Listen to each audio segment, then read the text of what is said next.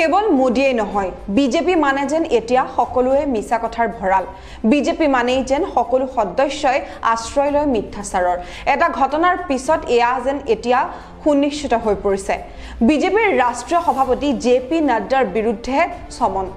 নিজৰ এক্স হ্যান্ডেলত সাম্প্ৰদায়িকতাৰ বীজ বিয়পাই যেন এতিয়া বিপদত পৰিছে বিজেপিৰ ৰাষ্ট্ৰীয় সভাপতি জেপি নাড্ডা আৰু তদন্তকাৰী বিষয়াই 7 দিনৰ ভিতৰত হাজিৰ হ'বলৈ সমন পঠাইছে বিজেপিৰ ৰাষ্ট্ৰীয় সভাপতি গৰাকীলৈ লগতে এই সমন পঠিওৱা হৈছে বিজেপি দলৰ তথ্য প্ৰযুক্তি কোষৰ মুৰব্বী অমৃত মালব্যলৈ বিজেপিৰ কৰ্ণাটকৰ ৰাজ্যিক কমিটিয়ে সামাজিক মাধ্যম এক্স হ্যান্ডেলত শেয়াৰ কৰিছিল এটা বিশেষ ভিডিঅ আৰু এই ভিডিঅটোত কোৱা হৈছিল যে কংগ্ৰেছে ওবিসিৰ সংৰক্ষণ কৰ্তন কৰি মুছলমানলৈ সংৰক্ষণৰ দৰত দেখুৱাইছে আৰু এই ভিডিঅ প্ৰচাৰৰ পিছতে কৰ্ণাটক আৰক্ষীয়ে